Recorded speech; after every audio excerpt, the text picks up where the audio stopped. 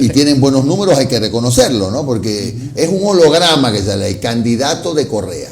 Sí, un holograma. Se ha mencionado que, y hasta con una dosis de ironía, que por primera vez en la historia un sin rostro, ¿sí?, por decirlo así, encabeza los números de las encuestas. Mira, lo de que los nombres no son importantes, sí y no. Nosotros somos correístas.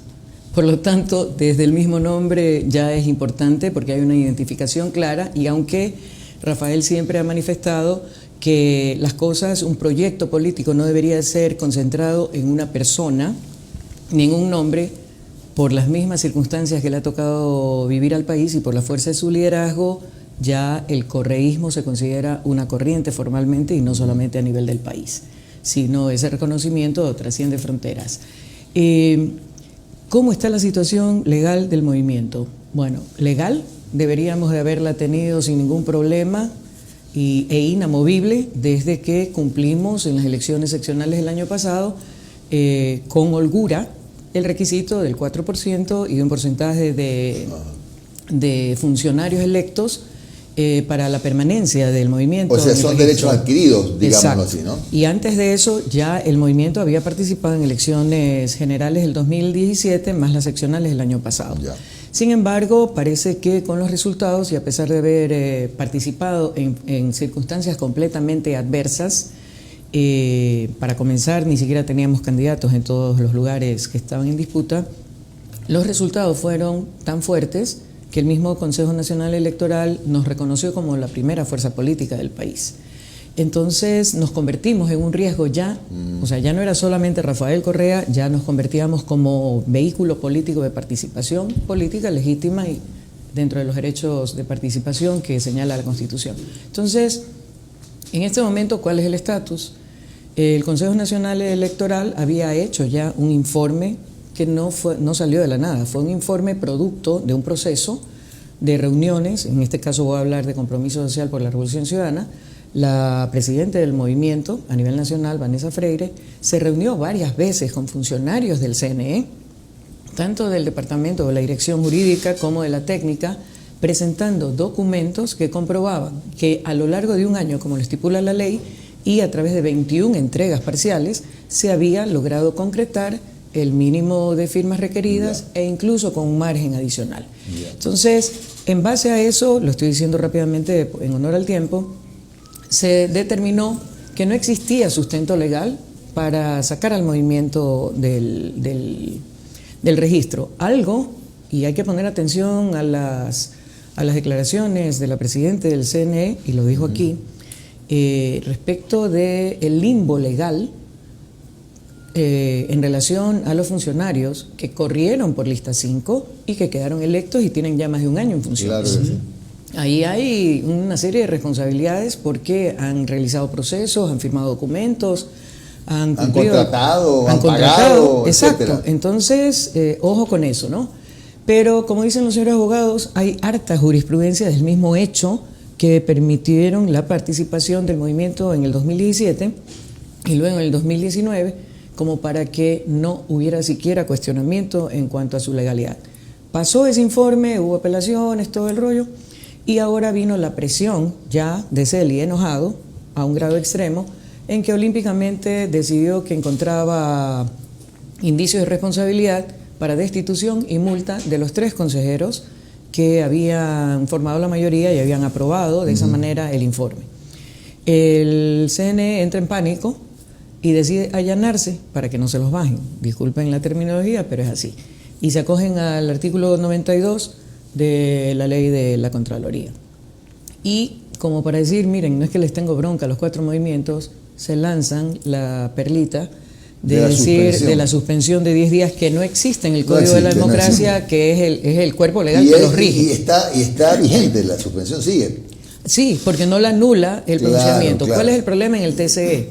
Son 5 jueces, Muñoz, que fue el que acogió el pedido de justicia social y en base a eso suspendió en teoría el tema, fue apelado en el último momento, en el último día de plazo, el Consejo Nacional apeló, fue acogida a trámite la apelación y como hay otros 2 jueces a los que les cayó por sorteo los reclamos de otras 2 organizaciones y fueron contradictorios, ellos los inadmitieron, entonces ahí se crea una figura tal que ya no pueden decidir independientemente, sino en pleno. Que son 5. Son 5, y ¿qué es lo que a mí me preocupa? No me preocupa la cantidad de jueces, me preocupa que el tiempo corre. Estamos ya a 2 días de iniciar el periodo, de acuerdo al calendario electoral, de las primarias. Arranca del 9, termina el 23. ¿Qué pasa? Y para que todos lo tengan claro, con la aceptación de la apelación, continúa la suspensión de actividades políticas de las 4 organizaciones. Por lo tanto, ustedes no pueden hacer primarias porque no estarían avaladas por un vocal o un delegado del CNE. Es que peor que eso. Para pedir, por ley tenemos que pedir el veedor. Para pedir el veedor tenemos que obviamente hacerlo como movimiento político y el trámite toma 10 días. 10 días. Entonces, supongamos, estamos 7 de agosto. Si hoy nos dijeran, chévere, vayan, tenemos 10 días para pedir el veedor, nos votaría el 17. Sin veedor no podemos hacer primarias, así es que lo más pronto que podríamos hacerlo es el 18. Y del 18 al 23 estamos de la ceja al ojo literalmente.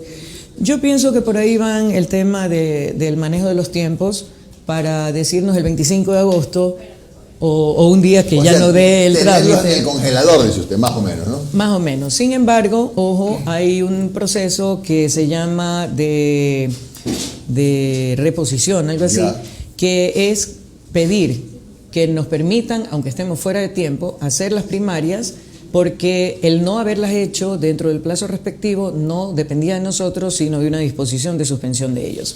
Otro tema, el TCE tiene 15 días para resolver, entonces vayan sumando. Nosotros hemos sido muy claros, nuestro compromiso, aquí estamos por convicción, no por conveniencia, y nuestro compromiso es claro para con la gente. Esa gente que cada vez se suman más al apoyo, no necesariamente me estoy refiriendo solo a la militancia y a las bases, no, me estoy refiriendo a la ciudadanía, que hoy, al cabo de más de 3 años de gobierno de Lenín Moreno, ya puede comparar, aunque a mí no me gustan las comparaciones, pero en este caso son necesarias, con los 10 años de Revolución Ciudadana.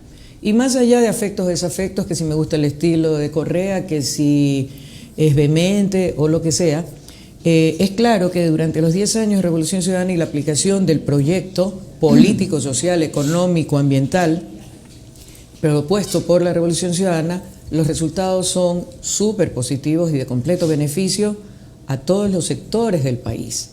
Entonces, ahí hay una postura bastante clara, y esas personas que incluso fueron contradictoras nuestras, ahora les toca decir, bueno, la verdad es que con Correa teníamos estabilidad social, estabilidad política, estabilidad económica, estabilidad jurídica, seguridad ciudadana. Pero Correa aquí, el tema ahora, antes de ya le paso ya a Omar, el problema hoy, si se lo puede llamar así, es que Correa no va a estar aquí.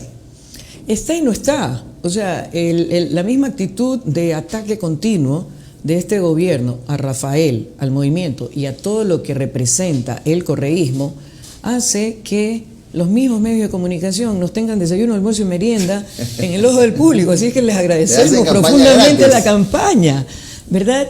Mira, la fuerza del liderazgo de Rafael es mi hermano, y no lo estoy diciendo como hermana. Que quede claro que en este momento estoy como actor político, por decirlo de alguna manera, ¿no? El liderazgo de él rebasa fronteras, y así no le caiga bien a mucha gente, es ampliamente reconocido, y a las pruebas me remito. Entonces, ¿qué es lo que han hecho? Si acaso querían enterrarlo, lo que han hecho es recontrafortalecerlo, y su liderazgo es tal que, como digo, ¿cuál es su herramienta? Y por eso la broma, hay que subastar el teléfono de Rafael para tener la cobertura de esos 12.000 millones que están de déficit, ¿no? Entonces, y nosotros somos convencidos de que el proyecto y la propuesta es válida, y el liderazgo de él nos motiva, ha servido a pesar de la distancia para mantenernos firmes en esta convicción y en el trabajo. Entonces, sí, han hecho de todo, han pasado por encima de todos los derechos habidos y por haber, de la Constitución para abajo, cuerpo legal absoluto, hasta cosas que caen en lo ridículo y que terminan afectando a la ciudadanía en general. Recuerden que el derecho en la Constitución dice a elegir y ser elegido. Entonces, a nosotros como posibles candidatos nos afecta y respetan el derecho a ser elegidos, pero a nivel de ciudadanía en general, no de militancia ni de base, ciudadanía en general, a elegir. ¿Por qué? Porque resulta que la persona tal quería, por mencionarme, ¿no?, quería apoyarme a mí y yo represento a un movimiento y se le está coartando ese derecho. A los migrantes se les está coartando. Yo, en el tema de los migrantes, el daño es peor, es mayor aún. ¿Por qué razón? Porque están pretendiendo en este momento, sobre pretexto de reducir el tamaño del Estado, estamos ya en el último, en la recta final de este gobierno, gracias a Dios, cerrar consulados. Entonces, para que tengan una idea de distancias y de complejidad, no estoy hablando del COVID, que hay aeropuertos cerrados, que hay limitación de movimiento, etcétera. Estoy hablando de distancias nada más. El consulado de Los Ángeles es concurrente a Hawái. Hawái está a 5 horas en avión. Para que tengan una idea. Entonces, asumamos que cierran el consulado de Los Ángeles. ¿Qué pasa con toda esa población? Tiene que ir a votar a Nueva York. ¿A dónde? a otro extremo. Dinero, limitaciones. Las aerolíneas se están quejando que de nuevo, aunque habían empezado ya por ahí a tener algunas rutas reabiertas, que de nuevo las están cerrando. El rebrote del COVID es a nivel mundial. El tema es a nivel mundial. Entonces, les están coartando un derecho constitucional a participar y a elegir. Entonces, Omar, qué pacíficas son tus aguas. Muchísimas gracias por esas palabras, también frase que utiliza Jota. A ver, y con los resultados que usted obtuvo el año pasado con su candidatura a la prefectura del Guayas, muchas personas les sorprendió. A mí no realmente, porque demostró que es una figura que usted es de base dentro del movimiento y que la militancia del correísmo sigue en la provincia del Guayas. Y obviamente a partir de esos resultados comenzó a sonar su nombre para una posible candidatura presidencial o una candidatura para la Asamblea Nacional. Y uno como periodista comienza a investigar, a leer cuáles son las reacciones, a monitorear las reacciones. Sobre el tema de dentro del correísmo, pues bueno, son debates internos que son obvios en una organización política, pero yo me voy a la otra orilla, a los anticorreístas. ¿Qué les puede responder cuando dicen, si Rafael Correa pone a Pierina Correa como candidata presidencial, lo que quiere es una dinastía familiar? A ver, cuando hablamos de dinastía me remonta a mis tiempos juveniles, cuando había la serie con Linda Evans y todo el tema, ¿no? Dinastía, la de los Kennedy, que era la mamá, el papá, todos los hermanos, los familiares, o sea, dinastía ¿de cuántos? De a 2. No sé si nosotros podamos ser, pero más allá del apellido, usted acaba de decir, y yo me voy a remontar un poquito más allá, 10 años atrás. En la primera participación, en mi calidad de candidata a la prefectura del Guayas, aquí teniendo a JJ como contendor, el Consejo Nacional Electoral, no yo, en esa época Tribunal Electoral, me nombró la mujer más votada a nivel nacional en la historia del país. O sea, a nivel de resultados era Correa, luego venía Baroja, que ya era cuco viejo y repetía prefectura, sin ánimo de ofenderlo, me refiero a la experiencia. Y mi votación, que estuvo por encima de los 620.000, 670.000 votos, yo no lo sabía, ellos lo dijeron. Y yo algo que tengo que aclarar, yo empecé trabajando como coordinadora de migrantes de Alianza País por pedido de mi hermano y nunca fue ni estuvo en mi agenda una candidatura. O sea, yo siempre he dicho que uno no necesita ser funcionario público si quiere servir al país. Y hay diferentes instancias. En el 2013 renuncié a Alianza País y dije claramente en la rueda de prensa que convoqué para comunicarlo que renunciaba al movimiento, no al proyecto. Porque el proyecto trasciende nombres, trasciende organizaciones y está pensado para el pueblo ecuatoriano, privilegiando al ser humano sobre el capital. Entonces, en las elecciones pasadas, entré nuevamente al ruedo político por invitación directa de mi hermano y consciente al máximo del objetivo que era permanecer en padrón electoral, pero adicionalmente de todas las condiciones adversas en las que nos iba a tocar.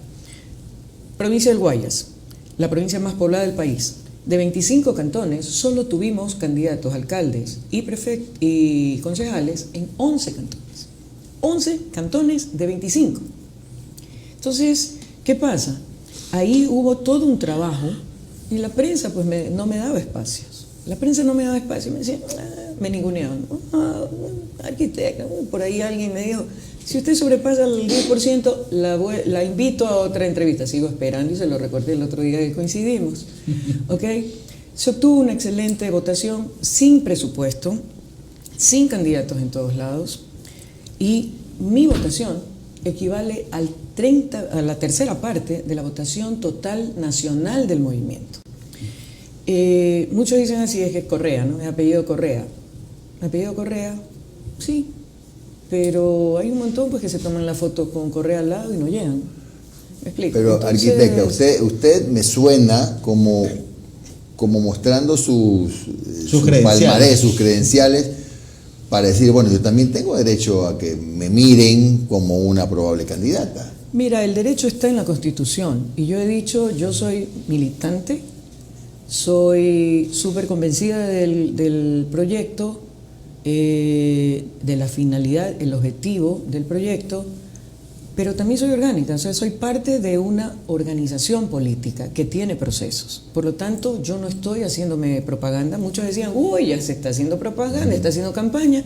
Yo soy secretaria, soy miembro del Buró Nacional y tengo a mi cargo la Secretaría Nacional de Participación Ciudadana. Soy miembro del Buró a pedido de Rafael. Tampoco es que estuve, uy, no sean malditos, no. O sea, mira, yo no acepto nada en lo que no creo.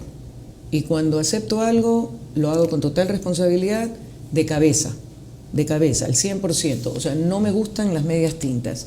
Entonces, asumí reingresar al campo político en calidad de candidata a la prefectura. Me rajé trabajando, como les digo, en condiciones adversas completamente, y se obtuvo el resultado que asombró a todo el mundo. La misma prensa que me ninguneaba y me cerraba espacios, a las 7:30 de la noche del 24 de marzo, me estaban llamando y pidiendo entrevistas. Entonces, así se mueve y yo lo tengo asumido, o sea, no me extraña para nada.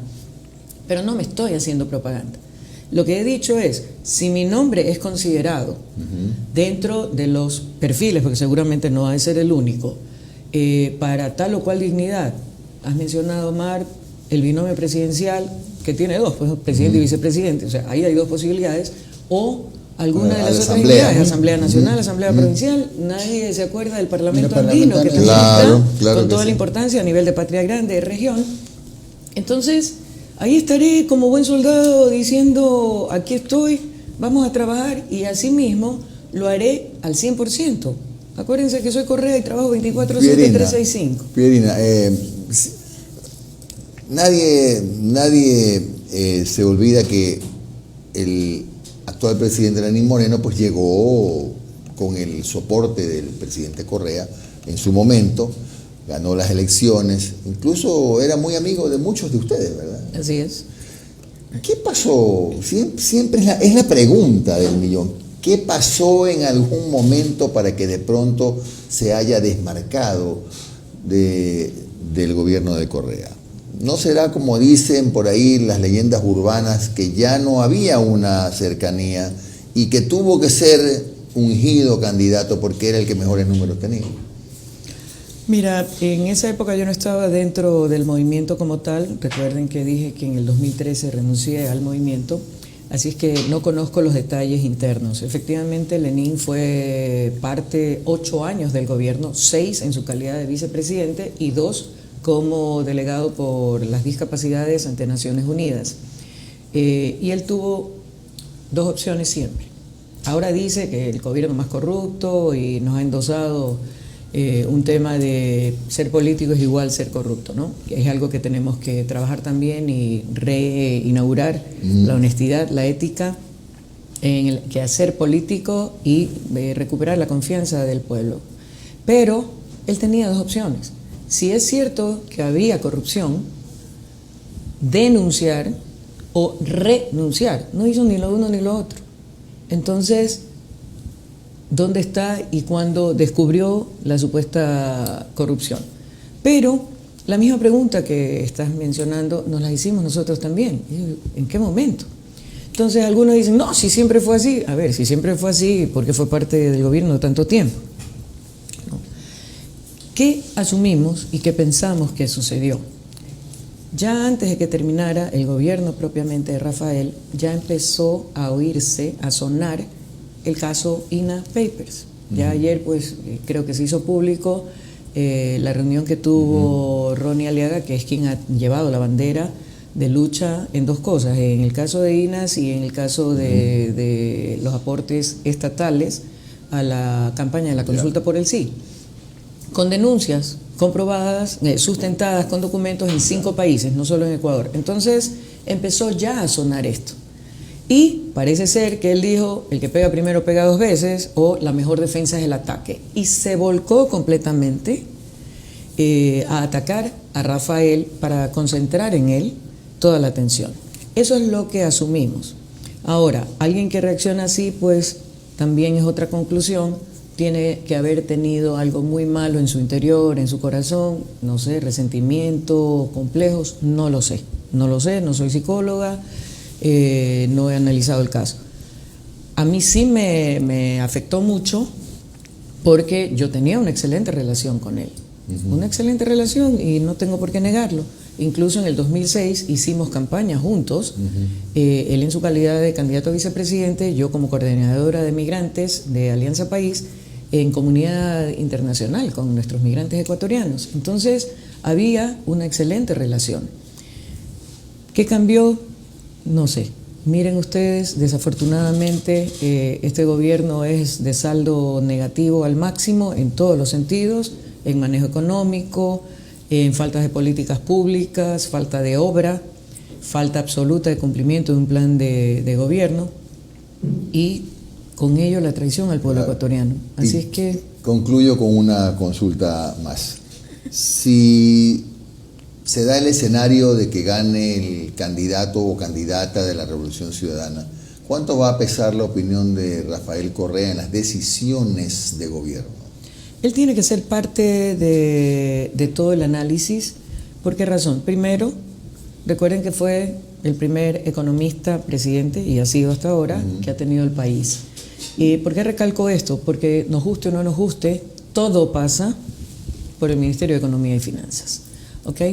Segundo, él ha dado muestras clarísimas de su convicción y su compromiso para con el pueblo ecuatoriano. Es el mentalizador, es el líder y el que implementó durante su gobierno el proyecto de la Revolución Ciudadana. Es un hombre que ha cumplido su palabra y se ha ganado el cariño del pueblo, por lo tanto no puede estar alejado del proyecto. Eso es una cosa. Ahora, por respeto a quienes queden en calidad de binomio presidencial, asambleístas y a quienes posteriormente sean nombrados para ejercer las diferentes funciones, tanto integrando el gabinete como al frente de otras instituciones que integran y funciones que integran el Estado ecuatoriano y en este caso el gobierno, yo creo que él va a ser un excelente asesor, un excelente guía. 10 años de experiencia acumulada, todas las diferentes situaciones fuertes, la tormenta del siglo, perfecta, como dijo, que nos tocó pasar como gobierno, pues hay muchísimo que podemos aprender de él. Arquitecta, la última interrogante de la entrevista. A ver, según los números que se van viendo, aunque faltan todavía varios meses, pero todo pinta a que sin alianzas no va a poder haber victorias. Eso es claro. El propio Rafael Correa lo dijo en este espacio cuando lo entrevistamos. Sí. Los correístas solos no vamos a poder llegar a ningún lado. O sea, por ejemplo, no se podría ganar en una primera vuelta, no se superaría la barra del 40%. Y está bien. Y ahora, por ejemplo, la Revolución Ciudadana integra el Frente UNES, Unidos por la Esperanza. Pero eso también motiva a que ciertos sectores de las bases del correísmo, los que han aguantado 3 años, algunos de persecución, estén preocupados, estén diciendo o se sientan en la posición de decir, a ver, no, tú apoyaste la consulta del 2018, tú tuiteaste alguna vez esto, tú alguna vez dijiste eso, y es comprensible el temor que puede haber en cierta parte de la militancia del correísmo, porque ustedes acusan a Lenín Moreno de haber hecho una traición. Y las bases dicen que nos garantiza que no puede volver a una traición.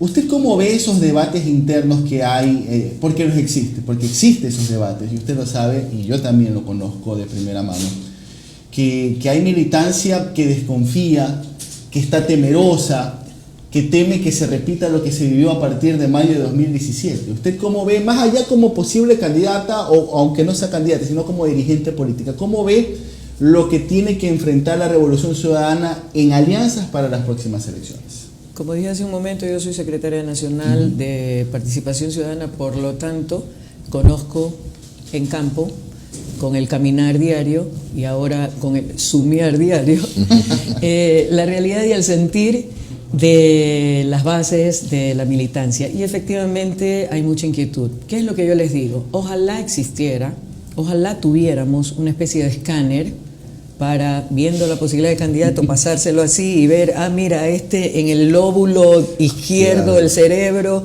está cocinando la traición, o del corazón, sí. en la aurícula derecha está. No es posible. Por lo tanto, dentro del análisis de los diferentes perfiles que se estén considerando para cualquiera de las candidaturas, debe haber un análisis más profundo. ¿A qué me refiero? Vida personal, vida laboral, no tanto la vida militante como tal, porque más de un arrepentido hay. Ahora, como también voy a parafrasear a Rafael, sin odio, pero con memoria. Lo que tú mencionabas, Jimmy, personas, no. Hoy tenemos que, con mucha madurez emocional y madurez política, ¿ok? Que quede claro, tenemos que analizar la realidad de la situación que está viviendo el país. La afectación de todo lo actuado o dejado de actuar por este gobierno ya rebasa a Correa, al correísmo o a los simpatizantes o adherentes a la Revolución Ciudadana. Ya afecta a todo el país. Por lo tanto, el llamado que hiciera en su momento Rafael a esa gran unidad de pensamiento progresista es a toda la ciudadanía progresista, a todos los que quieren el progreso para el país. Y el progreso no es propiedad privada ni tuya ni mía, ni de Chucho, Jacinto o José. Es para todo el país. Por lo tanto, UNES, y algo que se está